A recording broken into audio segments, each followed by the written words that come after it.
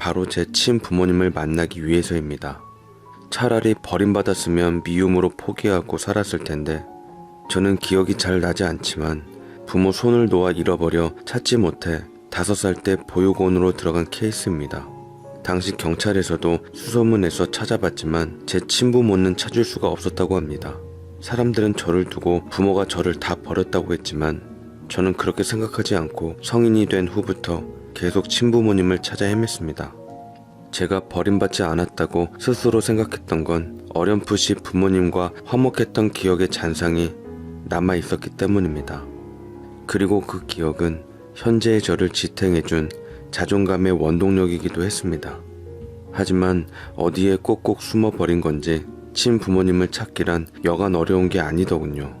지금처럼 기술이 발달했을 때면 좋았을 텐데 유일하게 남아 있었던 건 당시 제가 입고 있던 옷과 팔 부분의 화상 자국, 신체적 특성밖에는 없었습니다. 하지만 이런 걸로 부모님을 찾는 건 서울에서 김서방 찾기 같았어요. 세월은 유수처럼 흘렀고 저는 제 부동산에서 근무하는 이혼녀와 눈이 맞아 동거를 하게 되었습니다.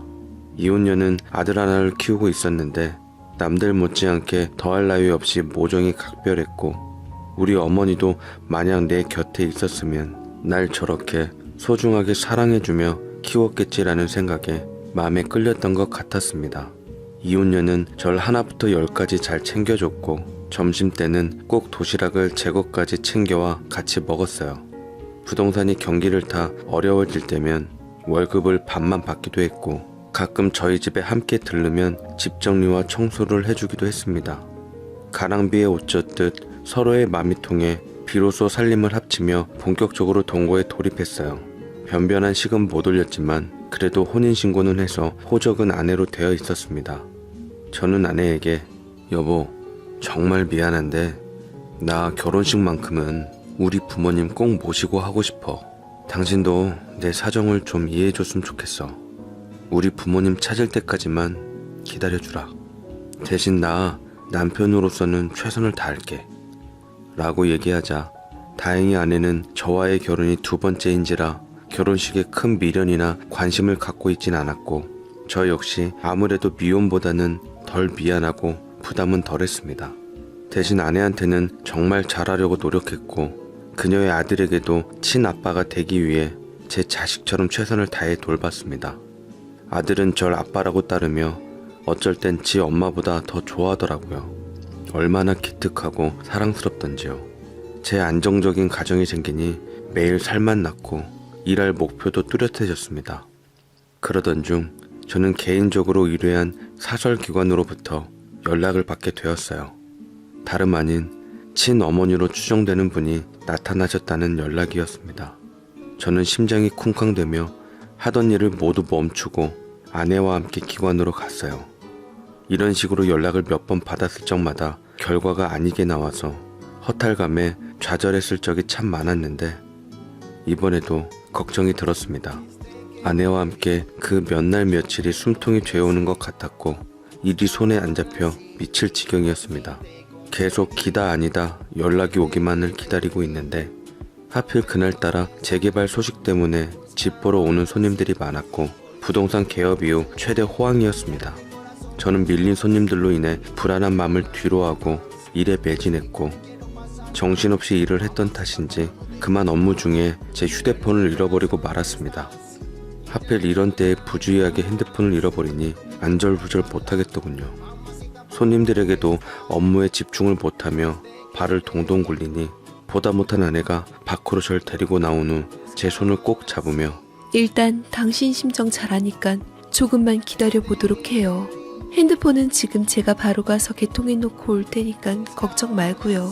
당신 곁에는 항상 내가 있어요. 절대로 혼자가 아니니까 불안해하지 말아요. 하며 제 등을 토닥여주는데 조그만 아내 손이 어찌나 든든하게 느껴지던지요.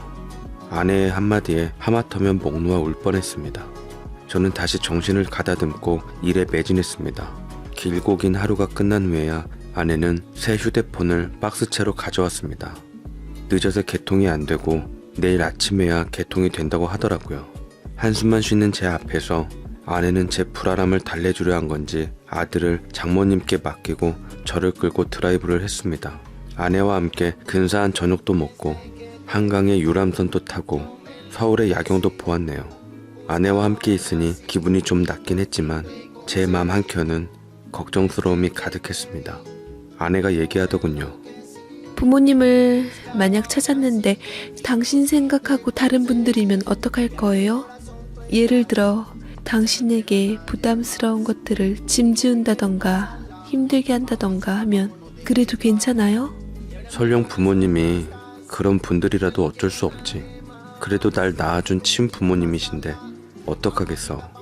내가 다 감당해야지. 만약 당신 부모님이 당신한테 부담스럽게 하면 당신도 외면 못할걸? 나는 내가 좀 이기적인 면이 있는지 모르겠지만 아무리 부모님이라도 절 힘들게 한다면 외면할 것 같아요. 우리 부모님도 제게 좋으신 분들이지만 가끔 버거울 때가 있거든요. 그러고 보니 아내의 사정이 생각났습니다. 아내는 유독 스스로 생각하길 부모 복이 없다 여겼다 하더라고요.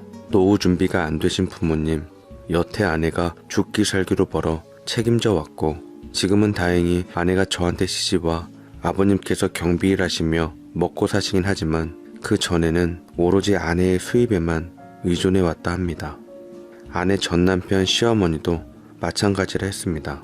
전 남편 시어머니 역시 아내의 전 남편인 아들과 함께 살며 아들의 수입에 의존해서 살았는데 아내에게 경제권이 가려고 하니 그것 때문에 아내를 미워하고 결국은 아들과 공모해 내쫓았다 합니다. 아내는 부모님에 대한 인식이 썩 좋지 않은 탓에 한편으로 절 많이 걱정하고 있었던 듯해요. 아내는 물론 당신도 살면서 부모님을 찾으면 바람대로 더할 나위 없이 좋겠지만 만약 못 찾아도 너무 서운하게 생각 말라며 위로해 주더라고요. 아내의 마음을 잘 알기에 전 알겠다고 했습니다.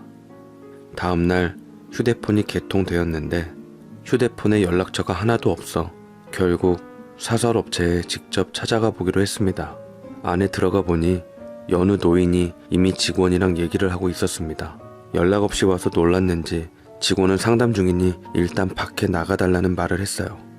남은 급해 죽겠는데 꽤 오랜 시간 동안 느긋하게 밖에만 기다리라고 하니 슬슬 짜증이 나더라고요.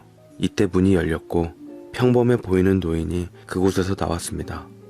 노인은 저를 한참이나 쳐다보더니 곧 자리를 뜨더군요. 노인이 돌아간 후에 저는 안으로 들어갔고 직원을 닥달했습니다. 검사 결과가 나왔냐고. 직원은 저를 보더니 이름 모를 서류를 이것저것 확인하더니 결과지를 확인해보고는 얘기했습니다. 유전자 불일치로 나왔습니다. 저희가 찾아낸 분은 친부모가 아니셨어요. 죄송합니다 라고 얘기하는데 어차피 이번에도 마음속으로는 친부모가 아닐 수도 있다 생각했지만 혹시나가 역시나 깊은 허탈감에 털썩 주저앉아 버렸어요. 저는 업체에서 나와 터덜터덜 걸었고 제 터전으로 돌아왔습니다. 어떻게 됐냐고 묻는 아내에게 이번에도 아니었다고 아무래도 내 부모님과는 현생에서 인연은 없는 모양이다라며 씁쓸해했네요. 아내는 저를 위로해주며 안아주고는 당신 이만큼 했으면 할만치 했어요. 우리 그냥 다 잊고 살아요. 부모님에 대한 미련 버리고 우리 가족끼리 행복하게 사는 게 어떻게 보면 어딘가 계실 부모님께도 효도하는 거라 생각해요. 식도 제대로 올리고 당신과 나 사이에 아이도 가지도록 해요. 저는 아내의 손을 제 뺨에 대며 고개를 끄덕이고 알겠다고 했습니다. 부모님을 못 찾은 것에 대해 좋은 쪽으로 생각하려고 노력했어요. 정말 오래 떨어져 어떤 분인지도 모르고 만에 하나 아내의 말처럼 괜히 찾은 제 부모님들이 집만 된다면 안 찾는 이만 못한 일이니 전화위복이라 여기며 만약 정말로 언젠가 인연이 되면 만나겠지 싶어 흘러가는 대로 살기로 했습니다. 아내는 그 후로 저와의 약속대로 얼마 안 가 아이를 가졌고 저는 그런 아내에게 고마워하며 극진히 아내를 보살폈습니다. 지금 아내의 아들도 참 예뻤지만 제 유전자를 받은 제 핏줄의 아이가 태어난다고 생각하니 또 다른 감정이긴 하더군요. 실은 아내가 아이를 갖자 속으로는 부모님 생각이 더 간절해졌으나 애써 그리움을 떨치려고 노력했고 저는 오로지 가족들을 위해 더 악착같이 돈을 벌며 살기로 노력했습니다. 아내의 배는 시간이 갈수록 불러왔고 태어날 예정일에 맞추어 출산을 기다리는 하루 이틀 할 날이 다가왔습니다. 언제 아이가 나올지 몰라 저는 항상 아내 곁에서 대기하고 있었어요. 근데 그러던 때에 사건은 예상치 못한 곳에서 터지고 말았습니다. 휴일날 전 아내가 낮잠에 빠진 사이 집안 청소를 하고 있었고 계절이 바뀌어 아들 옷 정리를 해주려 하고 있는데 옷장 깊숙한 곳에서 생각지도 못한 것을 발견하고 말았습니다. 그건 바로 제 잃어버렸던 핸드폰이었어요. 왜 잃어버린 제 핸드폰이 아들의 옷장에서 나온 건지